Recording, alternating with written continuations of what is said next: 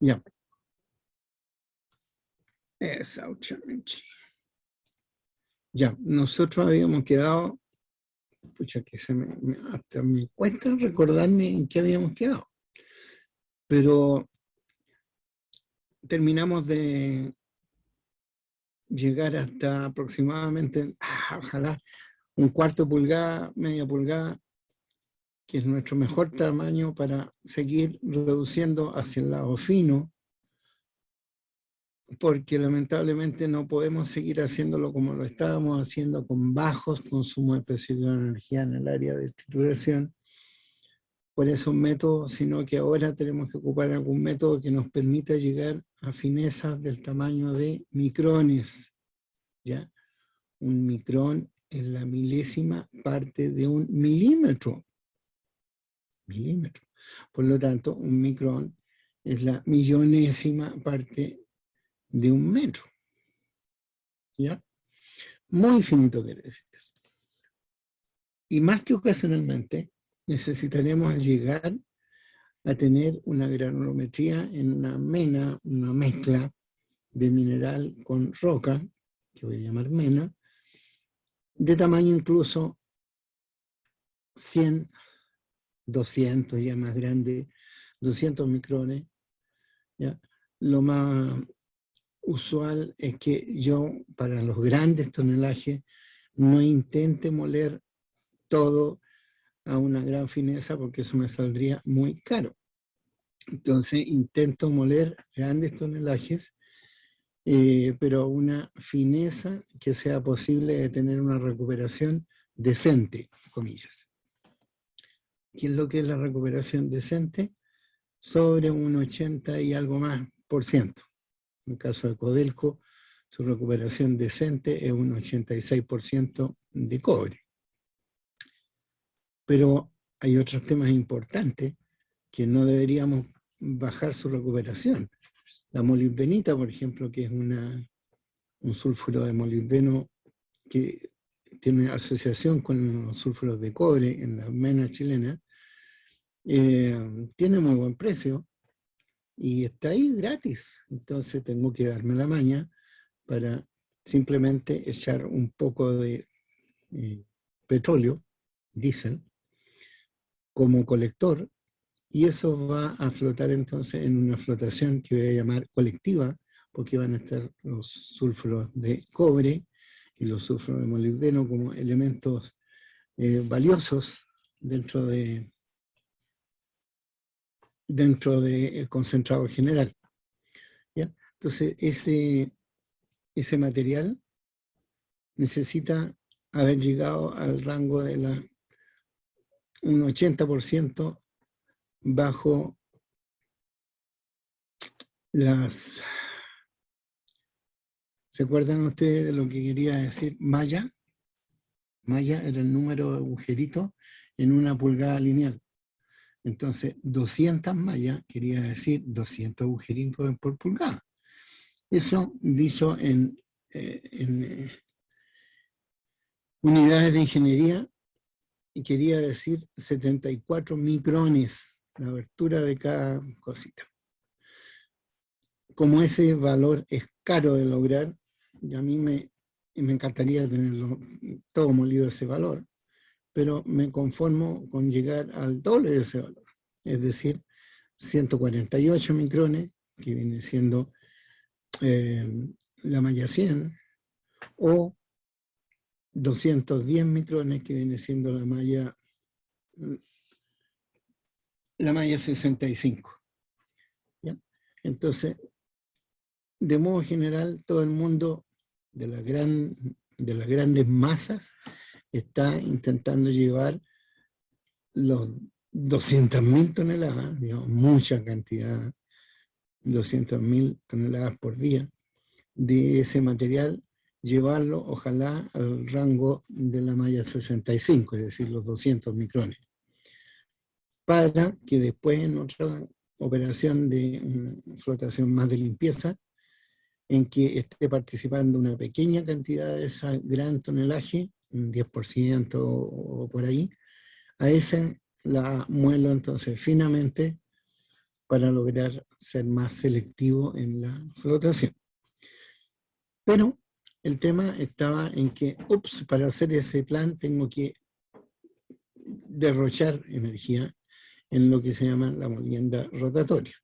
Y para eso habíamos empezado a hablar entonces del tema de los molinos rotatorios. Los molinos rotatorios, voy a compartir. ¿Dónde están los molinos rotatorios?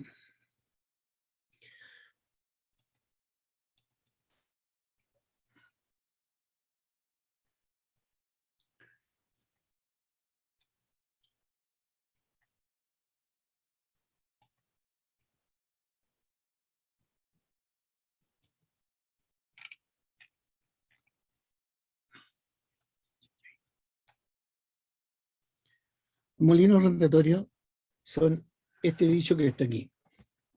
Perdón, ¿lo están viendo? Sí, profe. ¿Ya? Eso, por ejemplo, si ustedes van a una concentradora estilo Colón, por ejemplo, ven que los molinos son una configuración que se llama molinos unitarios. Es decir, existe un único molino que saca el material desde un acopio, lo mete dentro de esos cilindros. Cada uno de esos cilindros que se ven ahí es un molino. Entonces entra por una correa transportadora que está aquí.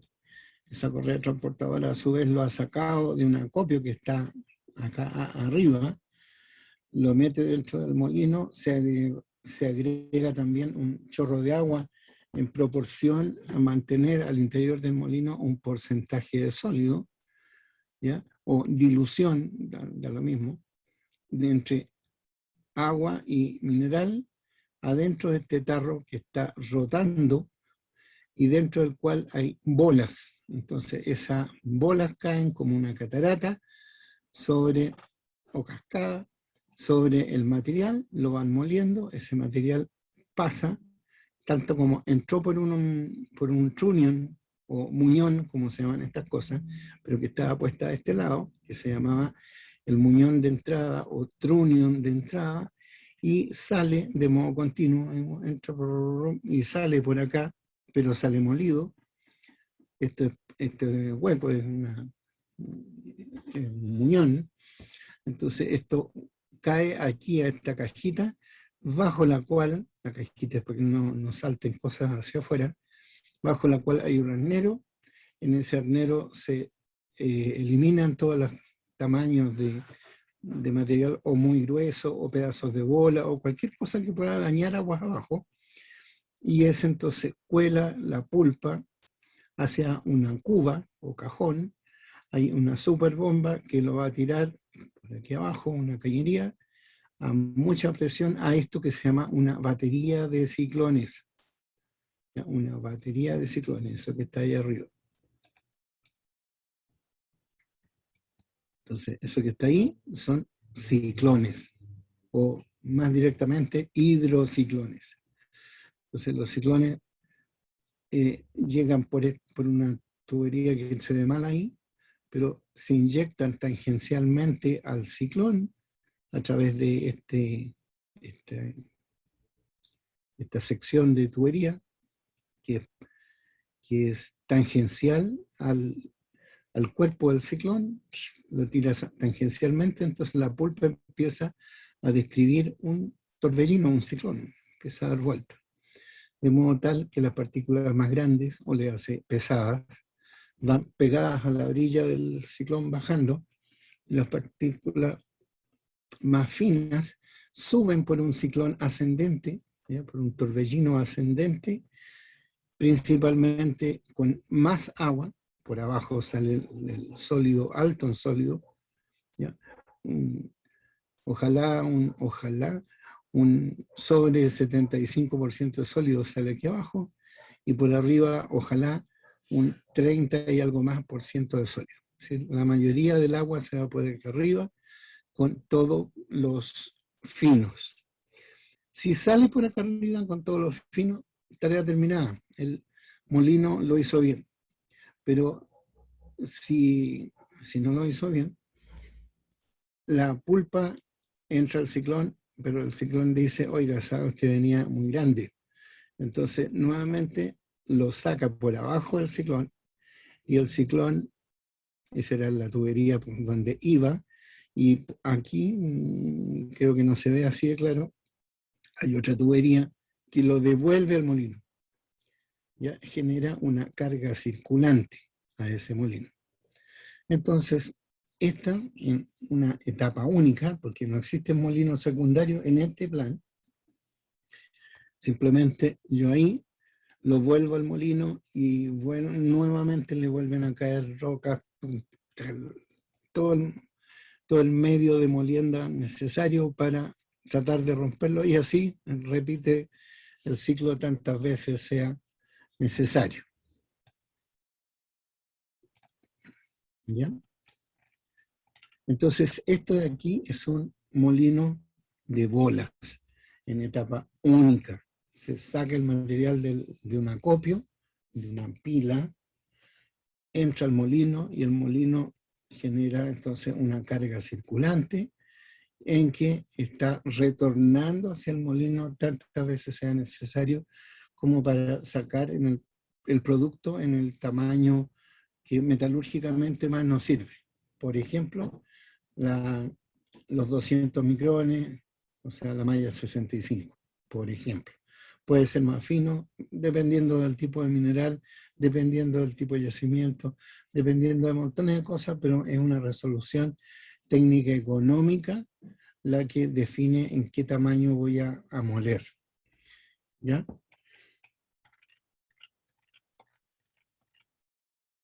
Entonces, ese molino corresponde cada uno de esos corresponde a un molino de 18 pies de diámetro, porque aquí siempre se va a hacer D por L, 18 pies de diámetro por 22 pies de largo.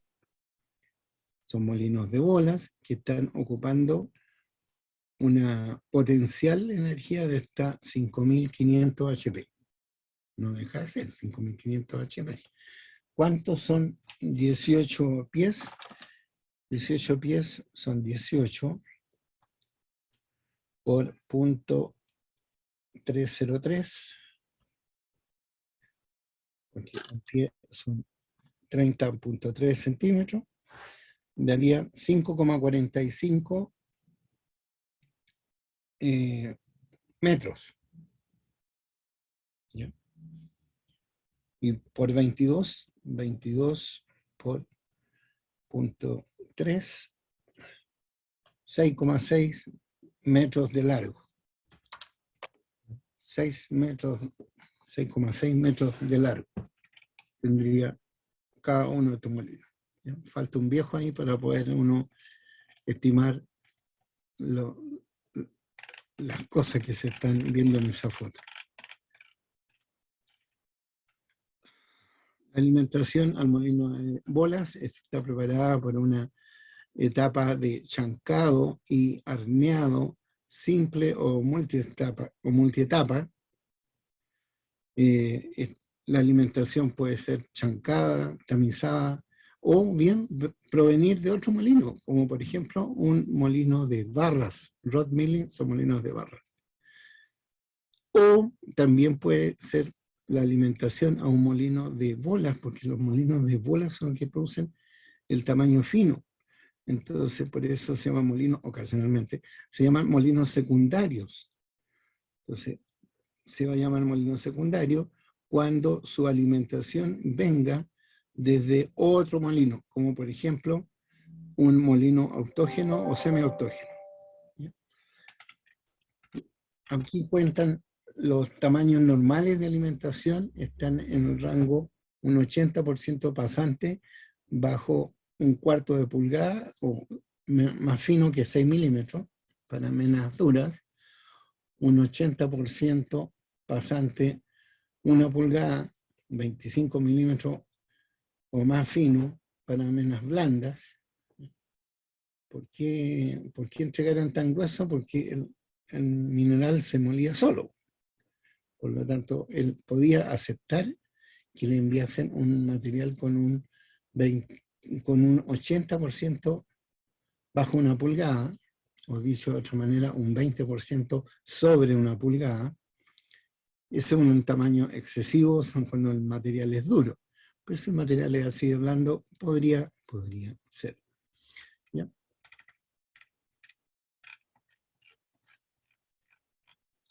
Ya hay más información. Esta información de los molinos Metson especial.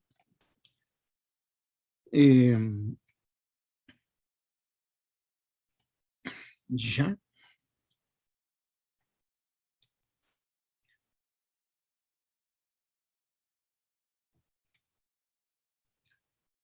Donde tengo el otro molino. No.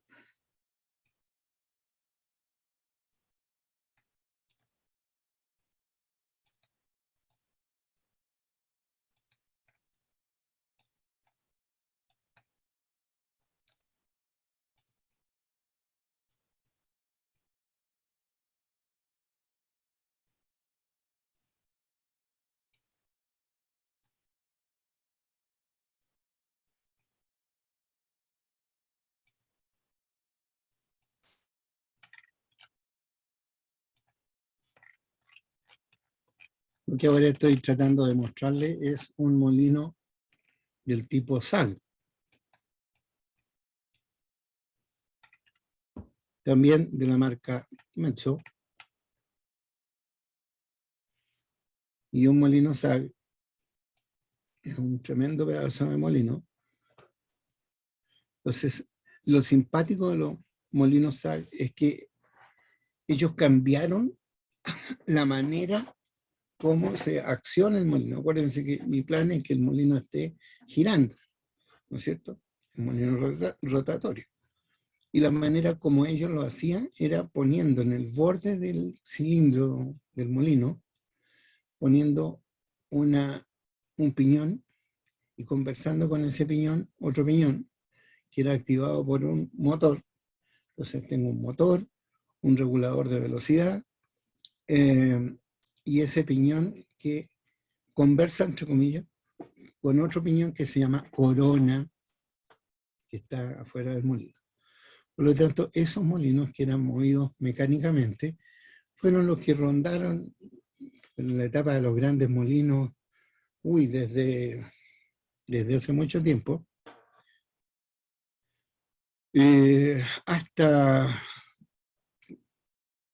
hasta la primera o segunda generación de los molinos SAG. Pero los últimos molinos SAG, llevamos como 5 generaciones o tipos de molinos SAG, los últimos de ellos se llamaron molinos gearless, que quiere decir sin piñón. Porque esto que está aquí, que es el molino, no tiene un piñón, simplemente es como el rotor de un motor gigantesco. ¿Ya?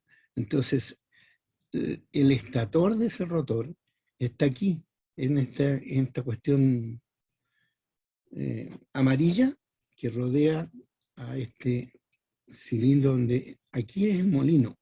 Dentro de este azul es donde están las bolas, donde está el mineral, todo. Y eso se hace dar vuelta exclusivamente como si fuera, entonces, el rotor de un motor. Entonces, las potencias de esto son 25 megawatts, ¿ya? Cualquier cantidad de energía. Pero a su vez, las capacidades de estos supermolinos son capaces de tratar del orden de bueno, dependiendo del mineral, por supuesto, ¿no? Del orden de las 7.000 y fracción toneladas por hora, ¿ya? Por supuesto, los primeros de estos molinos, los viejos quisieron hacer que el molino las hiciera todas, porque así nace el concepto de la molienda SAG y de la molienda FAG, F-A-G. FAG quería decir Fully Autogenous Grinding, totalmente autógeno, que fuera el mineral el que se fuera quebrando y moliendo por todos los golpes que se da a sí mismo en esa licuadora ahí. Pero resulta que muy rápidamente se dieron cuenta de que eso no funcionaba bien, que funcionaba mejor cuando se le colocaban bolas de acero. Entonces ahí, de ser fully autógenos, pasó a ser semi-autógenos porque se le puso entonces alguna cantidad de bolas al interior de ese molino que abiertamente lo mejoró muy, muy, muy notablemente. Entonces, allá adentro de ese cilindro azuloso hay mineral, hay agua, hay bolas, hay levantadores, ¿no?, que hacen que la bola levante lo más arriba antes de caer hacia el otro lado donde está girando.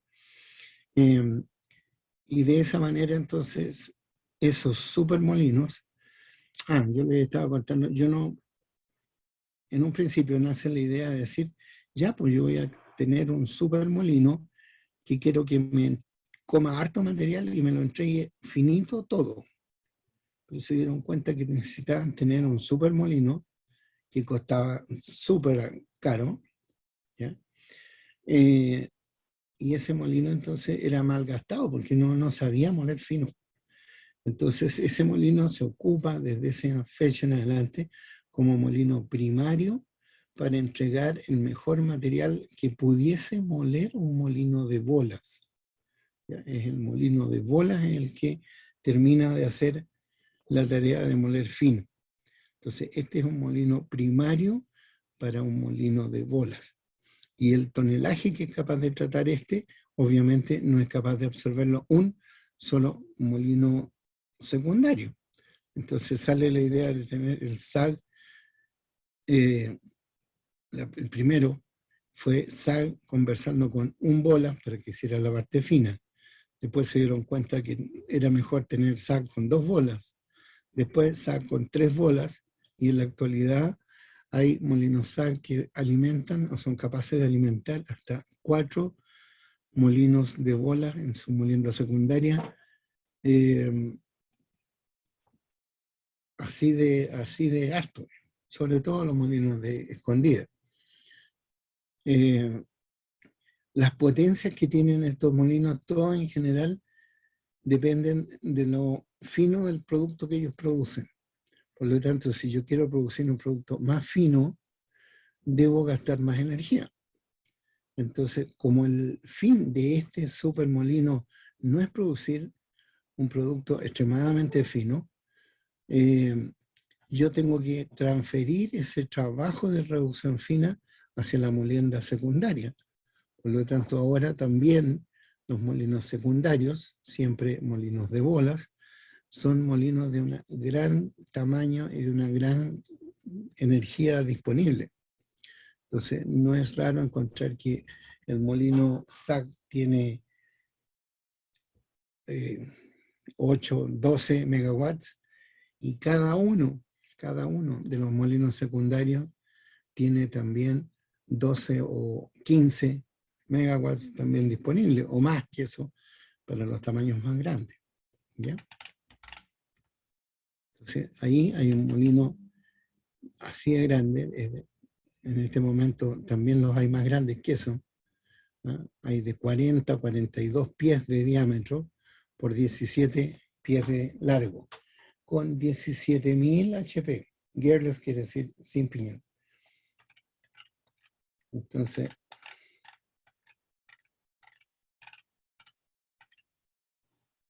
ahí una planta que llegaría a tener 4 molinos SAG.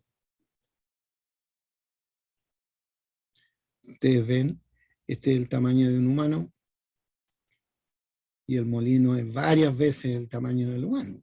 36 pies, ¿son cuántos? 12 metros.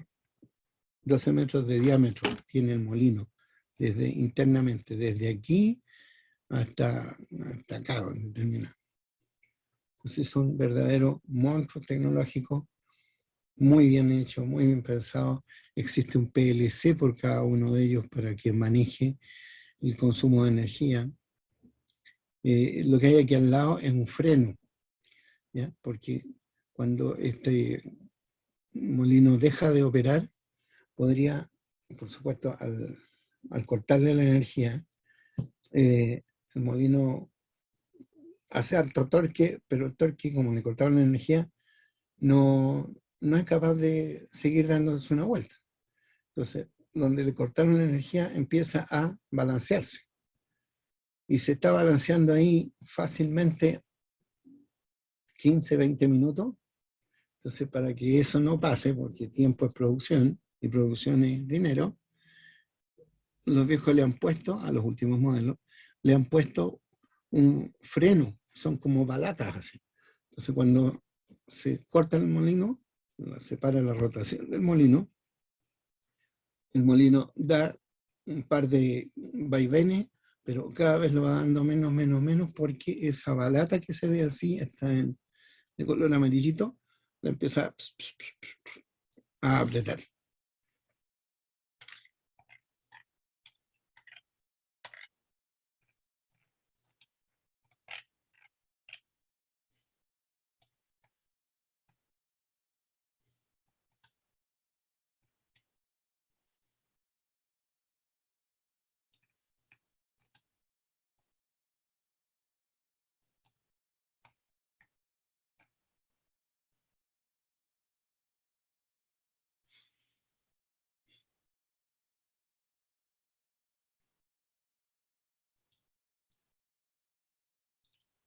Mira, aquí en este párrafo está ese balance de cómo lo hago para repartir toda la energía que necesito para reducir grandes cantidades de material, de mineral, en estas dos etapas.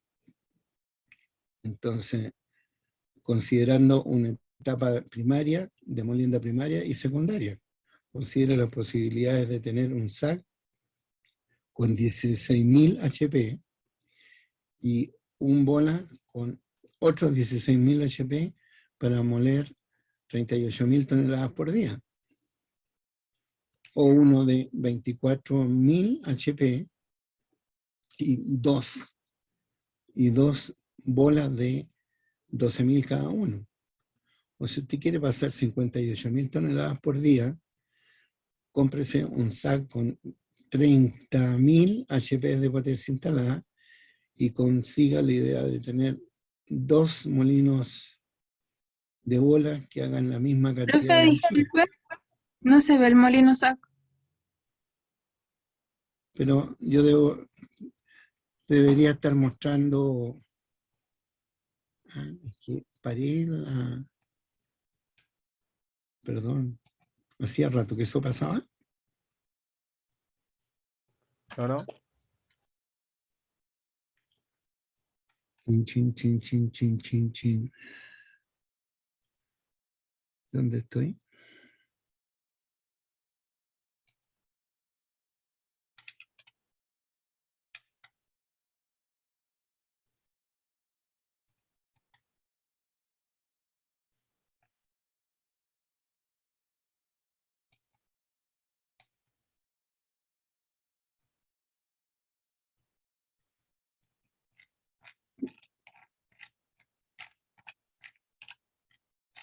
Ya, lo que yo estaba mostrando,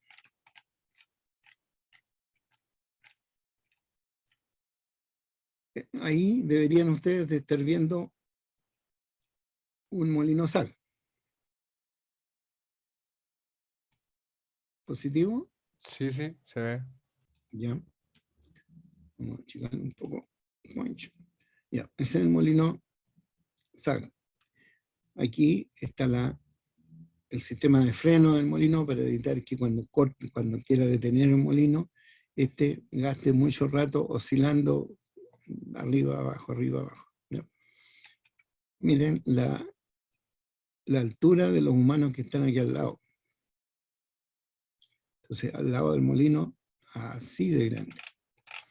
Entonces, lo que yo les contaba, o pretendía contarles, era mostrándoles a ustedes, usando este párrafo que está aquí, la manera como uno podría inventarse una planta SAG, ocupando molino SAG siempre, como molino primario y un molino secundario de bolas, o dos molinos secundarios de bolas, de modo tal de sumar más energía o casi igual energía que la del molino SAC. ¿Ya? Yo tengo entendido que estos brochures, estos catálogos están con ustedes, así que lo voy a chequear y se los voy a reenviar si me doy cuenta que todavía no lo tienen. Entonces, esta gigantesca máquina llamada molienda SAC, molienda Ola, lamentablemente lo malo que tienen es que ocupan muy mala energía. Es lo que les he contado, lo que les he contado de que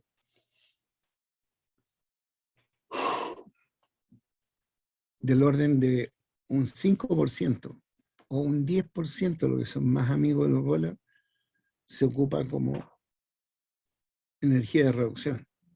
Todo lo demás se ocupó, ese 90% de la energía gastada, el 90% de esos miles de HP que acabo de leer ahí, se ocuparon en mover las bolas, en gastar revestimiento, en calentar la pulpa, en hacer un montón de ruido por todas partes.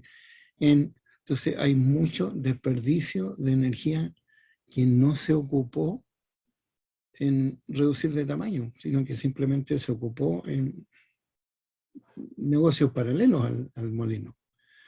Entonces nos hace falta, y esa es la eterna pedida de siempre, que en algún momento ustedes tengan una linda pesadilla en que se imaginan moliendo finamente mineral sin ocupar estos procedimientos prehistóricos de pegarle con un martillo, ¿ya? Entonces, por favor, un sueño de eso vale millones de dólares, así que piénsenlo. Conforme fue pasando el tiempo,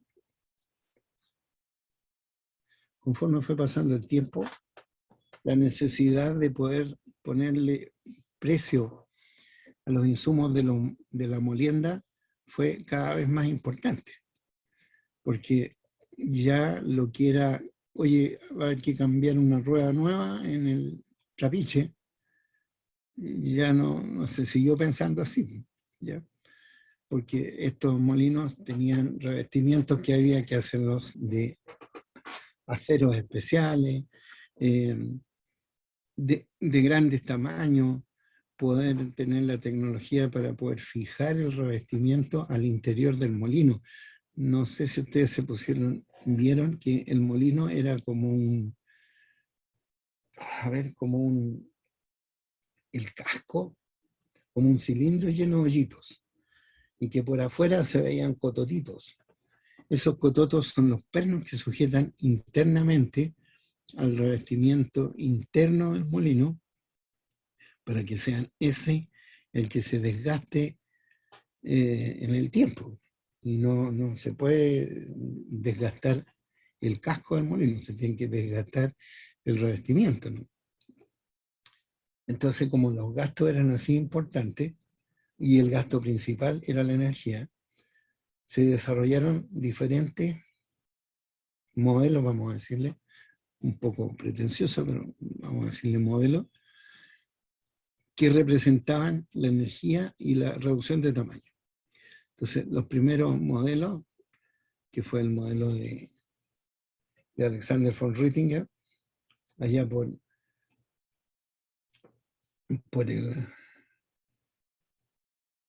el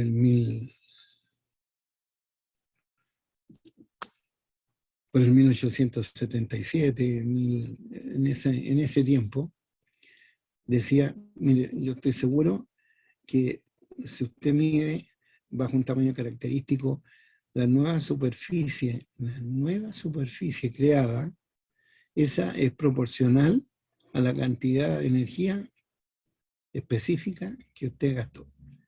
¿Qué es lo que quiere decir energía específica? Son los kilowatts por tonelada hora, ¿ya? Siempre que tengamos ese por tonelada hora, vamos a decir que eso es un consumo específico. Entonces, la energía específica la queremos medir de esa manera le decimos consumo específico de energía, CEE, y la estamos midiendo por alguna relación. Entonces, el primero en dar esa relación fue el señor von Rittinger. Después de eso, y él opinó entonces que la cantidad de energía gastada era proporcional a la delta superficie creada, tomando en cuenta de que él decía, mire, yo tengo este tamaño característico, en una tonelada podría definir entonces que tengo tantos metros cuadrados de mineral al inicio, y después de eso, después de pasar una tonelada en una hora, mido nuevamente cuál es el tamaño característico, va a ser más fino, y por ser más fino voy a tener más partículas, y por tener más fino y más partículas voy a tener más superficie. Entonces hago la diferencia entre la superficie que tenía, alimentación, y la superficie del producto, y esa es proporcional a la energía gastada. Sonaba bien, pero el pequeño detalle está que él nos daba la función de proporcionalidad, no nos daba la constante. Entonces esa constante tenía que ser calculada desde una prueba empírica hecha en el molino del compadre Lucho, que tenía un wattmetro al lado, digamos, ¿ya? Pasaron algunos años y en el 85, en 1885, un vecino de von Rittinger, un austriaco de apellido Kick, él propone que realmente esto era proporcional, bueno, más que proponerlo, él lo midió, ocupó una máquina de presión, y él hacía pruebas, ensayos de test de presión, y logró concluir que la energía era proporcional al logaritmo natural del tamaño, logaritmo natural del tamaño más grande partido por el tamaño más chico, tamaños característicos. Entonces llega a un E sub k de Kick igual a k de Kick por logaritmo natural de x de alimentación partido por x de producto, siendo x un tamaño característico que él tampoco lo define. Y más encima, y el caso k, la constante, tampoco. Entonces, lío al respecto. Y tiene que seguir pasando harto tiempo para que en 1950, 52, 57, segunda versión, don Fred Bond propone entonces que después de un análisis muy bonito, por favor leerlo, está en el libro negro de la metalurgia, que es lo que yo tengo abierto ahí, Dimensionamiento y optimización de plantas concentradoras, de Jaime Sepúlveda, ese es el famoso libro negro. Entonces él llega ahí a la conclusión de que el consumo específico de energía es su bond, es igual entonces a 10 work index por 1 partido por la raíz de P menos 1 partido por la raíz de F. Tanto P como F son los tamaños 80% pasantes de producto P y de alimentación F. Entonces, y más encima, él nos dice, oiga, y como usted decía que le faltaba una constante proporcionalidad, yo la voy a dar. Voy a decir que esa se va a llamar Work Index. Y les voy a dar a todos los que lo deseen un procedimiento para poder calcular el Work Index de todos los procesos que usted necesita hacer reducción. Entonces, él da un procedimiento de cómo lograr un Work Index si usted está haciendo o proponiendo hacer el consumo de energía en un chancador. Después, le voy a dar otro procedimiento a hacer en el laboratorio, porque todos son hechos en el laboratorio, si usted está intentando hacer una reducción de tamaño usando un molino de barras.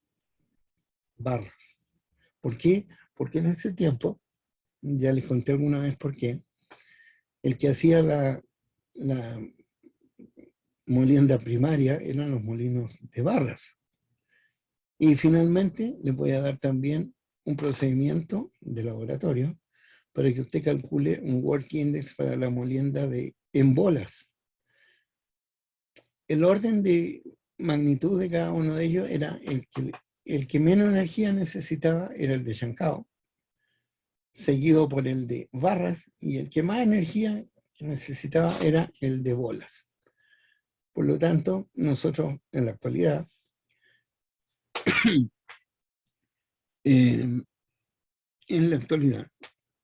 nosotros ocupamos principalmente el work index y calculamos principalmente el work index de bolas, porque ese me está cuidando la espalda, por poner un nombre, porque estoy seleccionando la idea de un molino que pudiera necesitar más energía. Entonces, sin caer en el riesgo de sobredimensionar el equipo, el mismo Bond después de un tiempo, no lo hizo así como que en el momento en que presentó su teoría, pero después de un tiempo, él mismo reconoció que las ecuaciones de él le sobredimensionaban entre 10 y 20% la energía que necesitaban. Entonces, bueno, 10, 15% de holgura no era tan terrible, porque los viejos podían, después de un breve tiempo, el molino que habían dimensionado y comprado para 100, le estaban sacando 110, 100 y algo más, y todo el mundo se creía que ese mejor valor era producto de que los viejos eran pillos en hacer su trabajo, y no que alguien había sobredimensionado los requerimientos de energía que ese proceso necesitaba. ¿Ya? Entonces la vida se fue dando así, generando más necesidades de energía de la que se necesitaba. Junto con, aparece entonces Bond, y Bond, me parece que les conté que Bond era un ingeniero de minas de la Colorado School of Mines, una escuela de minas famosa en Gringolandia, y él trabajó en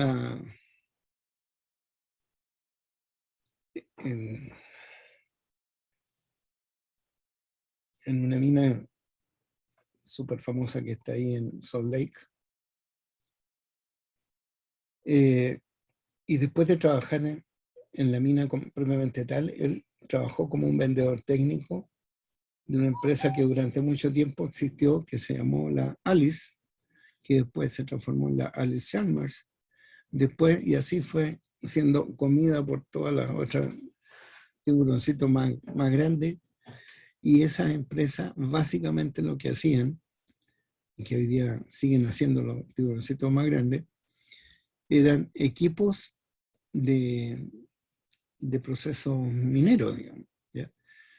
Que eran chancadoras, que eran molinos, que eran celdas de flotación, cosas que hoy día podemos comprar entonces en estos amigos que la venden. Entonces, él vendía molinos precisamente a todo el gremio minero metalúrgico de sus alrededores, y el fuerte de ese tiempo, lo que más fácil resultaba hacer, y era muy alineado con la idea de decir, oye, no, si necesitamos cada día tener plantas más grandes, con más capacidad, por lo tanto instala más molinos, más molinos, más molinos, ¿ya? Y con eso entonces, ese modelo de molinos, que era el de 8 por 8 pies, ¿ya? son 2,40 metros de diámetro por 240 de largo. Entonces, ese tipo de molino, él los vendía a todos sus clientes y como buen vendedor, él mantenía ocupado a sus clientes siempre diciéndole, oye, ¿y cómo está funcionando el molino? ¿Qué carga de bola le estás poniendo? O de barra le estás colocando. ¿Qué porcentaje de sólido tiene la pulpa? ¿En qué velocidad la estás operando? ¿Qué? De modo tal que él tenía una base de información de todos sus clientes de modo importante. Y pudo, estoy hablando del 1950, entonces en ese tiempo habían procedimientos que te permitían tener relaciones, porque hoy día uno coloca un lote de variables en el Excel y le dice, ya, pues quiero que me hagas una regresión con todos estos datos. Y depende de tu creatividad en buscar los parámetros del caso, te va a salir una ecuación matemática, por supuesto, no fenomenológica, sino que un ajuste matemático, de modo tal de que ese va a ser tu mejor ajuste. Pero en el 1950 o por ahí, habían algoritmos matemáticos que permitían hacer ese tipo de cosas. Uno de ellos, por ejemplo, se llama Yates o Yates, con I de yo. Entonces, ese algoritmo, que todavía incluso se usa, permitía reconocer sensibilidades a las distintas variables que estaban participando de un resultado. Lo cierto es que Bond hace un excelente trabajo de documentación de variables hacia el proceso de molienda, y él empieza entonces a descubrir cosas que obviamente no las sentimos como que son así importantes, pero no las habíamos documentado a su forma matemática. Entonces empieza a darse cuenta de la importancia que tenía la velocidad de rotación. La velocidad de rotación en un equipo rotatorio es directamente más energía. Mientras más rápido gira, más energía le estoy colocando. Pero hay un pequeño detalle. Si ese tarro tiene alguna cosa adentro, al rotar el tarro va a estar aplicándole entonces energía de torque a las partículas que están dentro, que van a decir, oye, no, déjame aquí abajo a mí, pues yo no tengo aquí a estar arriba. Pero por estar el tarro dando vuelta, lo que está dentro, bolas y mineral, tenderían de quedarse aquí abajo, ¿no? Entonces yo le doy más velocidad y sube un poco y se devuelve nuevamente al punto de más bajo del molino. Y así hay toda una relación de velocidad, torque, con las fuerzas centrípeta y centrífuga, de modo tal de que, ok, yo le voy dando más velocidad, voy dándole más energía, pero tengo que tener cuidado, porque en alguna velocidad, que se va a llamar la velocidad de centrifugación, y que se mide en RPM, y que dependen del radio, por supuesto. Si yo llego a esa velocidad, todos los que están dentro del molino se van a centrifugar, se van a pegar a las paredes interior del molino, ¿ya? Una cosa que nosotros vemos y no le sabíamos el nombre son los tagadá. ¿Se acuerdan de eso cuando uno va algún día a la playa? Se encuentra que hay como un disco así, con asientos pegados en las paredes de ese disco. Entonces uno se sube, se sienta y empieza el disco a dar vuelta. Entonces de repente el disco sube, se pega sus movimientos ahí, y de repente toma más velocidad y más velocidad. Entonces uno cree que si el disco se empieza a parar, chuta, esto me va a tirar para el frente, pues me voy a caer justo frente a la socia o socio que tengo ahí mirándome al frente. Pero sorpresa, no se cae nadie. ¿Ya?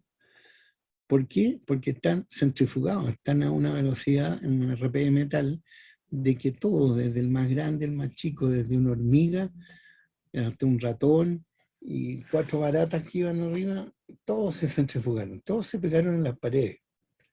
No hay posibilidad.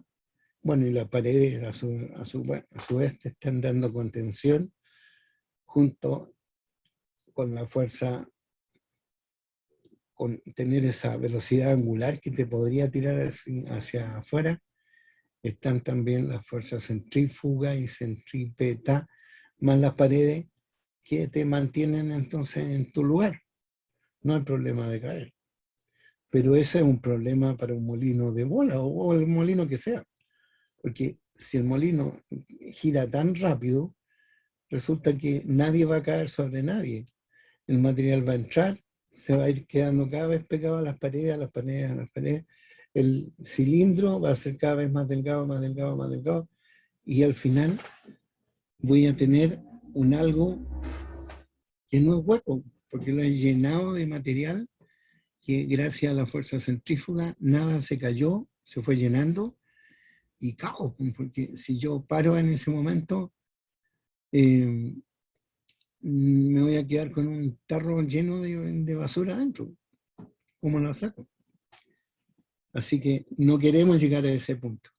Por lo tanto, me interesa saber a qué velocidad estoy rotando. Eso se llama la velocidad de rotación operacional. Y esa, como todo el mundo conoce, el problema del molino centrifugado, cuando yo compro el motor, el vendedor del motor me dice, oiga, ¿y de qué diámetro es su molino? Entonces, al saber el diámetro del molino, yo sé cuál es la velocidad al cual ese molino se va a centrifugar. Entonces, le oferto a mi comprador, yo soy el vendedor del motor, le oferto, oiga, ¿usted a qué velocidad quiere llegar realmente de la velocidad crítica? Entonces ahí uno va a decir, mire, a mí me interesa tener una alta velocidad pero sin riesgo, así que un 78%, un 80, 82, 85% de la velocidad crítica. De la velocidad crítica. Entonces para eso hay formulitas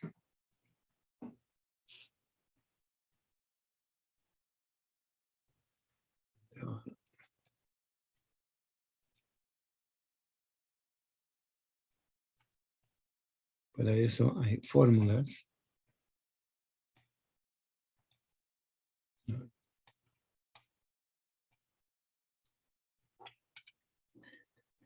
que básicamente, si bien esas fórmulas son del área de física, fue Bond el que las juntó y nos da entonces un lote de recomendaciones para la operación del molino.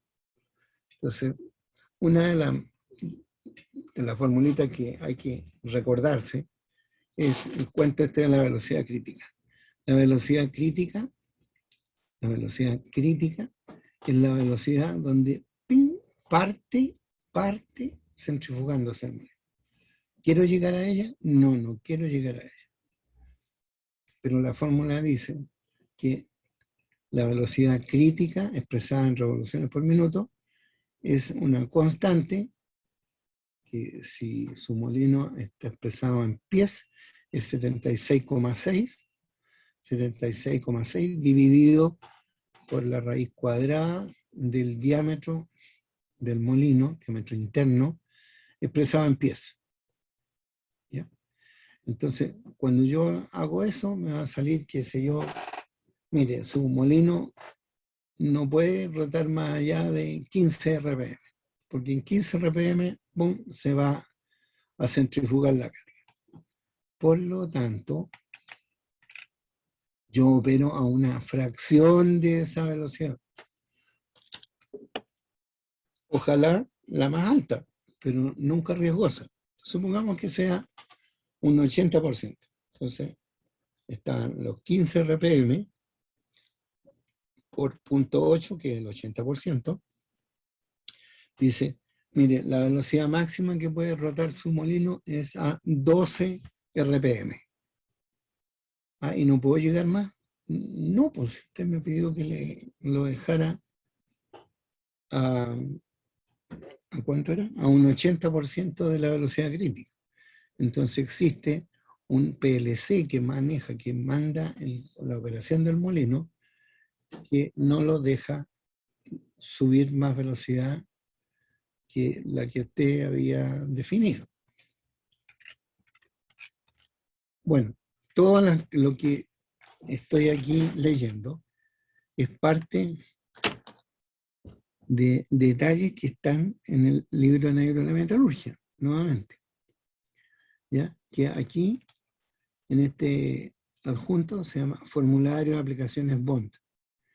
Y está en su correo desde hace algún par de horas atrás. También una de las cosas que tenemos que saber es cuál va a ser la fracción del volumen interno que voy a llenar con bolas o con barras. ¿Ya? Porque aquí, este es el molino, visto de perfil, este X es un centro, el centro, el eje del molino, pero virtual, no hay nada ahí, esto está vacío, pero yo sé que tengo que llenar hasta un cierto valor en que tengo que considerar de que aquí hay un agujero que se llama el trunnion o muñón de alimentación y el trunnion de descarga. ¿Ya? Entonces, como les contaba, esto puede ser para barras o para bolas, si es que es la cantidad de el volumen lleno del molino. Voy a tener que hacer estas mediciones para determinar cuál va a ser el volumen para llenar del molino. Si ese volumen está lleno con barras o con bolas, tengo que ocupar una formulita algo distinta porque la densidad aparente de una carga de barras es distinta a la densidad aparente de una carga de bolas. Y dependiendo de todos esos detalles, diferentes proveedores, ¿ya?, han dado su ecuación matemática exclusivamente, hasta este momento matemática. Posteriormente salen otras que son más bien fenomenológicas, en base a la rotación de un cilindro. Pero hasta el momento, Bond, han sido las empresas las que han propuesto ecuaciones de potencia que tiene que tener ese molino para operar bajo estas condiciones, en que dice, mire, la potencia eléctrica que usted va a requerir mediante en HP va a depender del diámetro interno del molino. Diámetro interno del molino, pero elevado a 3,5. De el volumen interno del molino lleno con, en este caso, porque esta ecuación es para barras, el volumen interno lleno de barras, y eso elevado a 0.555. ¿Ya? Se aconseja un valor de % llenado entre 30 y 40% del volumen total del molino. Obviamente no se puede llegar más arriba porque las barras se van a salir. Y después de esto está esta otra variable que es el % de la velocidad crítica. Entonces el % de la velocidad crítica dice, se aconseja seleccionar un valor comprendido entre un 60 y 70% de la velocidad crítica. Eso elevado a 1.505. Y finalmente está la razón largo diámetro. En el caso de los molinos de barras, generalmente son un poquillo más largos que un molino de bolas. Todo se aconseja una razón entre 1,3 y 1,6. Los vamos a sacar cuando hagamos el ejercicio del benchmarking del mercado. Entonces yo voy a ir a un lugar donde aparece ya, yo soy la empresa no sé cuánto y vendo molinos de barras. Si es que alguien quiere comprarse un molino de barras. Y los molinos de barra que yo vendo son esto y esto y esto y esto y esto. Por lo tanto, tienen una razón largo diámetro entre tal valor y tal valor. Entonces, de ahí pues, voy a pescar ese valor y lo voy a poner en esta ecuacióncita. Y la KR, que quiere decir constante de Rod, la constante de las barras, va a depender de qué tipo es el molino. Entonces, este que está aquí, este es un molino de barras. Tiene una entrada por ahí, adentro del molino están las barras y tiene una salida. Bueno, aquí este de aquí, que se llama el caracol, es solo para molinos chiquititos, digamos. Este toma de una cuba y mete la pulpa para adentro. O sea, este sector es la alimentación del molino. Y acá es la descarga del molino. Todos estos molinos entran y salen exclusivamente por tanto entró, tanto salió. No es que este lado esté más alto y el otro lado más bajo. No, están puestos horizontales los molinos. ¿Ya? Horizontal. Pero como está entrando por aquí, no le queda más que estar saliendo por el otro lado. Y eso es lo que pasa. Y ahí eso es lo que hace. Pero las maneras como descargan pueden ser distintas.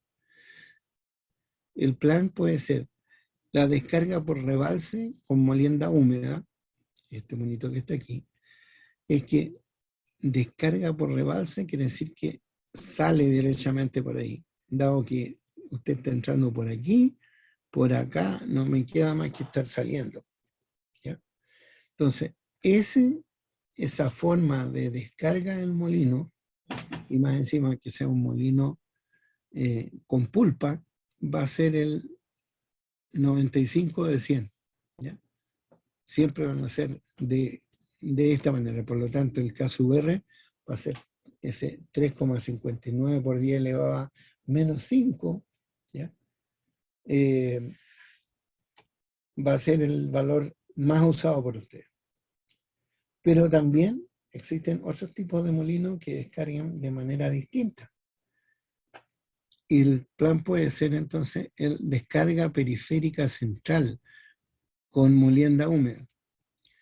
No tengo, digamos, de ese tipo de molino, aquí al lado. Pero imagínense que está entrando por ambos lados y aquí este molino tiene unas perforaciones en el medio del molino. Entonces el molino llueve por el centro del molino. Llueve la pulpa molida, por supuesto. Entonces, ahí él recomienda usar ese valor. Y por último, para la molienda seca, está que el material llueve, pero a la manera de... Porque cuando ocupamos materiales secos en los molinos, lo que mueve el polvo dentro del molino son expresión inversa. Es decir, tengo este molino amarrado a un ventilador y a una aspiradora para el otro lado. Entonces el ventilador sopla y la aspiradora saca el polvo del otro lado y lo clasifica de esa manera.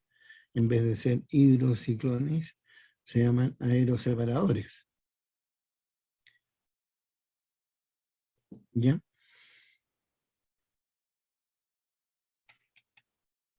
Bueno, esto lo tienen ustedes. Por favor, léanlo. Por favor, léanlo, porque esto va a ser parte de lo que vamos a ocupar para poder seleccionar equipos industriales. Tal como existían algunas páginas que hablaban de los molinos de barras, A posteriori están los molinos de bolas. El mismo cuento para la carga de bolas nuevas. La ecuación de potencia, ¿se acuerdan de que aquí eran 0,555? En el caso del barras, en el caso del bolas, es elevado a 0.461. El diámetro del molino elevado a 3,5 se sigue manteniendo. La velocidad de rotación efectiva sigue siendo 1.05. La razón largo diámetro sigue siendo la misma, solo cambia este valor y este valor de acá también, el K sub B. Tal como el otro era un molino de barras, este es el corte de un molino de bolas. Así que por favor. Aquí hay un pequeño error que me gustaría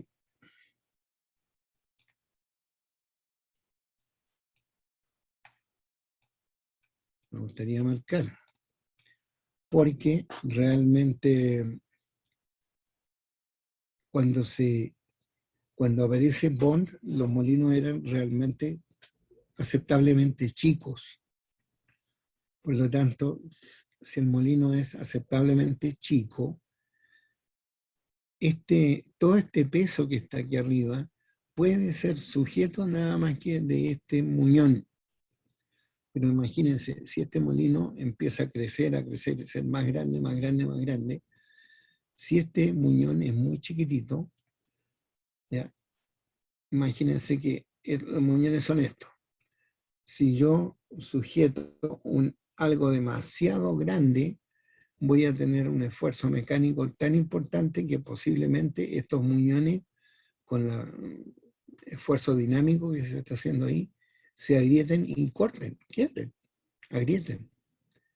Por lo tanto, yo no pude seguir agrandando el diámetro sin haber agrandado este asunto.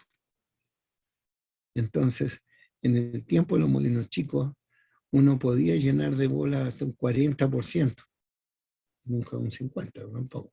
¿Por qué? Porque tanto entraba, tanto sale.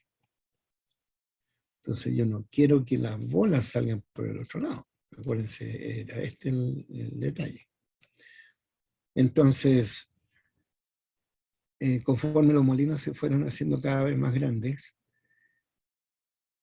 el trunnion, que es esta parte de aquí, o muñón, también tuvo que ser más grande. Por lo tanto, hoy día, un molino así de importante podría tener que el valor máximo de llenado sea un 32%. ¿Y qué hago con lo demás? No, lamentablemente no pudo seguir echándole más bola o más material porque empieza a salir por el otro lado o porque se entra a tener un sobreesfuerzo importante mecánico sobre los muñones.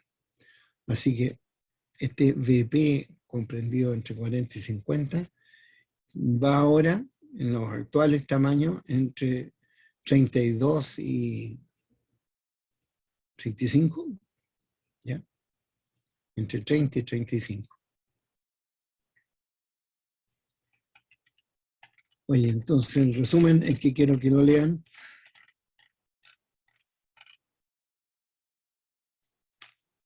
¿Ya?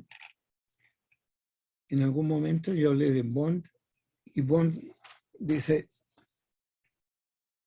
a ver, ¿cómo es? En algún momento Bond llega a una expresión que dice que el consumo específico de energía por tonelada, por eso es específico, por tonelada, era 10 work index de bola por, paréntesis, 1 partido por raíz de P menos 80, menos 1 partido por raíz de F, 80. Cierro paréntesis. Entonces, él dice, mire, si usted quiere moler 1 tonelada por hora entre este tamaño en micrones de alimentación, 80%, y este tamaño, y lograr este tamaño, 80% en el producto, usted debería tener tal cantidad de energía disponible. ¿Ya? Pero después dijo, pero, esas son mis condiciones ideales, pues dijo.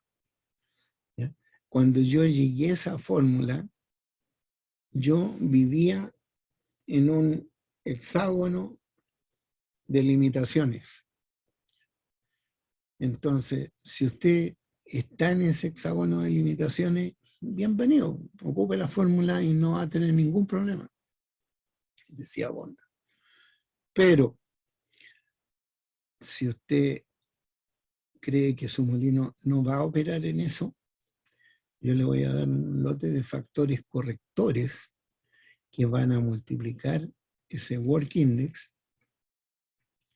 y van a ir siempre dándole, casi siempre, un 1, dándole más potencia, más potencia, más potencia. Por ejemplo, y aquí termino, en la molienda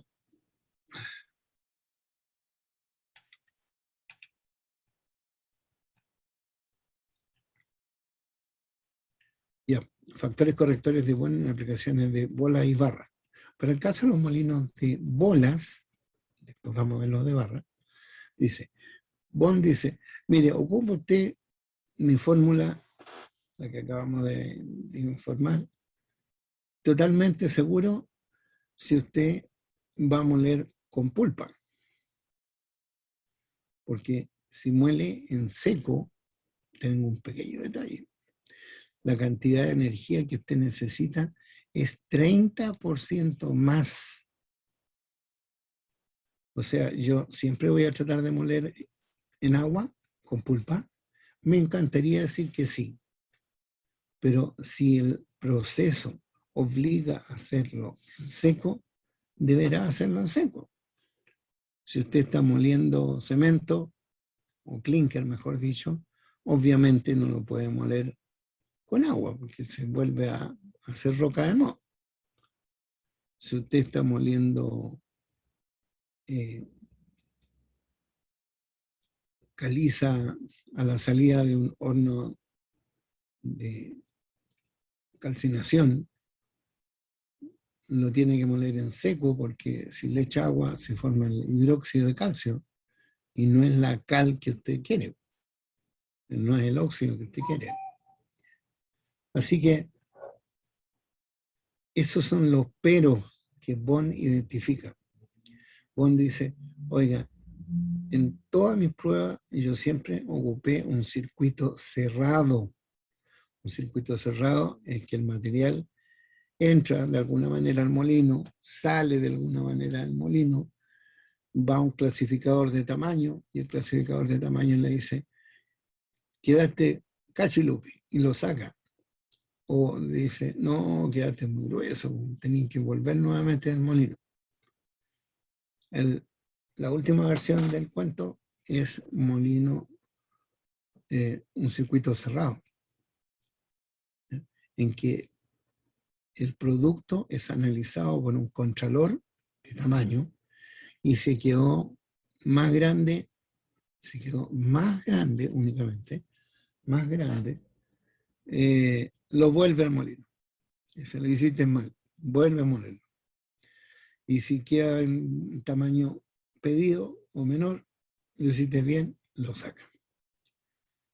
Pero lo que Bond no acepta es la idea de decir, oiga, yo quiero tener un molino en que el material entre al molino y salga como producto final al tiro, que no pase por un clasificador, ni el contralor, ni nada de esto, que salga en el tamaño esperado al tiro. Entonces Bond dice, raro, usted me está pidiendo que el molino trabaje con una eficiencia que no existe. Entonces él dice, mire, si usted opera en circuito cerrado, perfecto, hágalo, ocupe mi fórmula y todo bien. Pero si usted está operando en un molino en que quiere entrar al molino y el producto del molino es producto final, ¿ya? Un producto nadie le va a preguntar en qué tamaño salió, entonces ocupe la siguiente tabla. ¿Qué tamaño usted quería tener? Yo quería tener la malla 65, ¿sí? Ya. ¿Esa es su malla de control? Sí, la malla 65. ¿Y cuánto quería tener de malla 65 en el producto? Quiero tener un 80% del material bajo, porque estoy hablando de pasante, bajo la malla 65, que quiere decir 210 micrones. Entonces, vos me dices, un 80%, entonces usted tiene que ir a esta tablita y decirle, este señor quiere tener un 80% bajo malla de control en el producto. Entonces, Bond dice, para que usted logre eso, probablemente va a tener que colocarle un 20% más de la energía que tenía pensado en su proceso anterior. Si antes necesitaba 10 kWh por tonelada, ahora cuando quiere hacer un circuito abierto, va a necesitar multiplicar eso por 1,2. Por lo tanto, si eran 10, ahora va a necesitar 12. Un 20% más de energía. Y así. Ya, por favor, leerlo. Probablemente también con nuestros superayudantes van a revisar estos temas, pero es así de fácil. Primero, leerlo. ¿Ya? Son las 8:23 p.m. Muchas gracias por estar. Más gracias por estar conmigo y poner atención. Cuídense. Cuiden a todos. Y no se excedan en descansar tanto. Si en este tiempo están de escolar, hay que darle duro. Gracias, chiquillos. Chao, que estén bien. Ya, profe, gracias. No, que estén bien, chiquillos. Chao, Chao, profe. profe, que esté bien. Sí, sí. Chao, Chao, profe. chiquillos. Chao, chiquillos.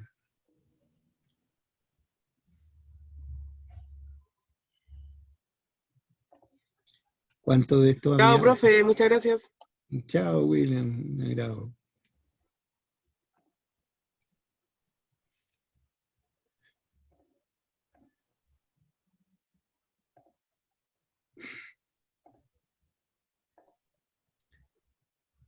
¿Cuánto de esto habías alcanzado a conversarlo con los chiquillos? Vimos, hoy pasé como 2 semanas, no me acuerdo. Vimos la ayudantía de Molino y le expliqué sobre la energía de Bond, Work Index, cómo se calcula, qué era cada variable. Qué bien. Variado. Le mandé el Ya. libro del Negro de la Metalurgia, el del autor Sepúlveda, para que lo estudiaran. Perfecto. Maravilloso. Así que la ayudantía, voy a parar la grabación.